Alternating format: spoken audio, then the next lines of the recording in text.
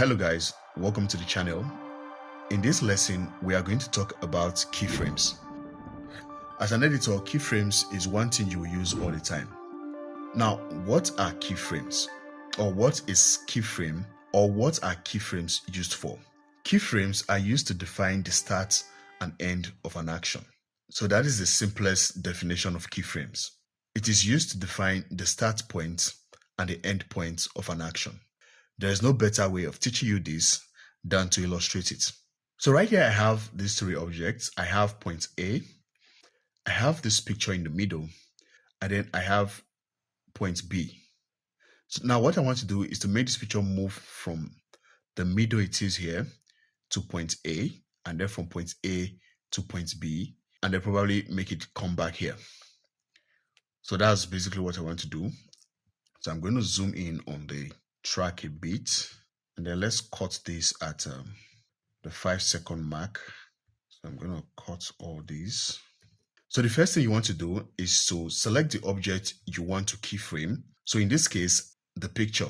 So this is a picture file on the timeline. So I'm going to select that, and then you're going to head over to Effect Controls.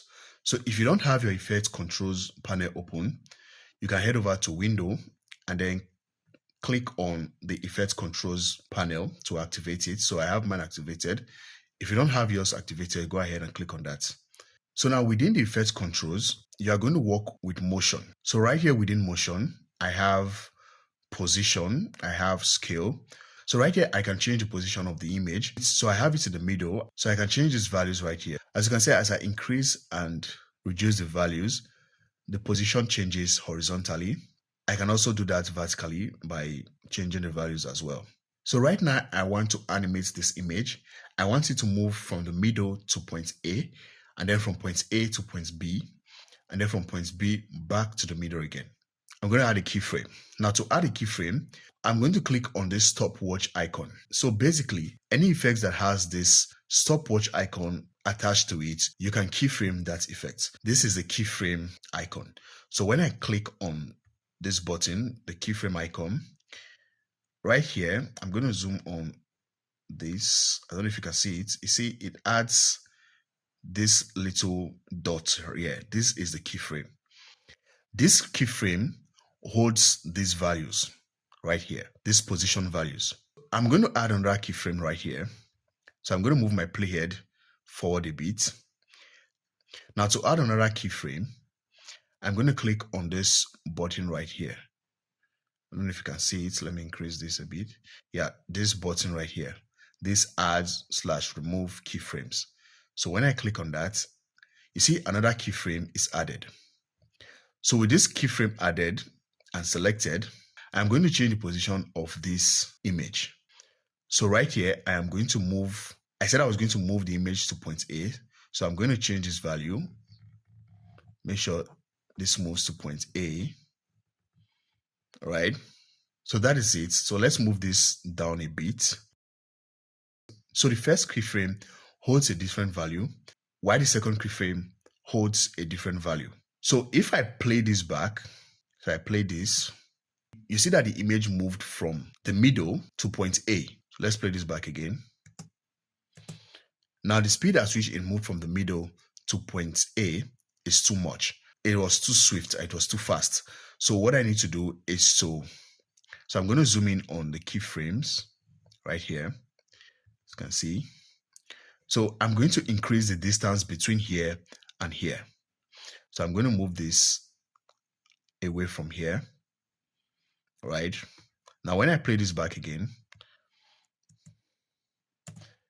you see that the movement is slower now. I'm going to play it back again. It's slower compared to earlier. So the distance between two keyframes determines the speed of the animation.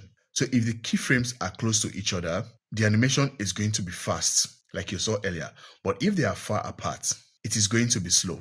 So for this first keyframe right here to this second keyframe, the value changes. So I'm going to play this back again. So it is very simple to understand. So this first keyframe, like we said earlier, holds a different value, while the second one holds a different value. So the value that the first keyframe holds makes the object appear in the middle of the screen, while the value the second one holds makes the object appear at point A. So as the playhead moves from the first keyframe to the second keyframe, it is going to be adjusting the values so that it matches the next keyframe. I don't know if you understand it, but that's the best way I can explain this right now. So now to make the object move from point A to point B, I'm going to add another keyframe. So to add another keyframe, I'm going to click on this Add Keyframe button. So when I add that, again, I'm going to change the value of this keyframe, or I'm going to change the value of the object. So by changing the value of the object, I am changing the position of the object. So right here, I'm going to head over to position, and then I'm going to move this to point A. By changing these values, you see that the value increases right there. So to make the animation last a bit longer, I'm going to move it away from this one. When I play the entire thing back, you see it moves from point A to point B. So to move this object back to the middle, I am going to move the playhead forward a bit, and then I'm going to change the value. First of all, I'm going to add a keyframe, a fourth keyframe, and then I'm going to change the values. So I'm going to move this to the middle right here. First of all, moving it horizontally, and then I'm going to change the vertical values, move it upward right there. So right now I have middle, point A, point B, and then back to middle. So I'm going to rearrange the keyframes.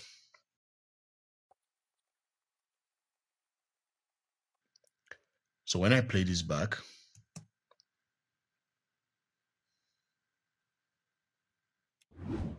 so when I right click on the keyframe, for example, right here I have this list of options right here. I can undo the keyframe, I can cut it, I can copy, I can clear the keyframe, that is delete it. I can select all the keyframes to the clip, and down here within temporal interpolation, there are a lot of things we can do right here, which we are going to look at in future lessons. So do well to subscribe to this channel. But I want to call out one or two actually, the ease in and the ease out. So what the ease in does is that it makes the movement smooth as the animation starts. It doesn't just start abruptly. So it kind of slows it down a bit and then gradually increases the speed of the object. While the ease out, on the other hand, make the animation stop abruptly. It ends the animation smoothly. It eases it out. That is, if it's coming in full speed, by the time it gets to its destination, it's going to slow it down before finally making it stop. So that is basically it. So if I add a ease out to this animation right here, you might not see the difference. But so right here, you see that the icon of the keyframe has changed to like a timer icon. So right now, when I play this back from this point, okay, let's play this from the beginning. Yeah. So that is it, guys. That is how to add keyframes in Premiere Pro, at least the basics. If you find this video helpful, be sure to give it a like. Do well to subscribe to the channel and turn on post notifications so you get notified when I post a new video. Thank you, and I'll see you on the next one. Bye.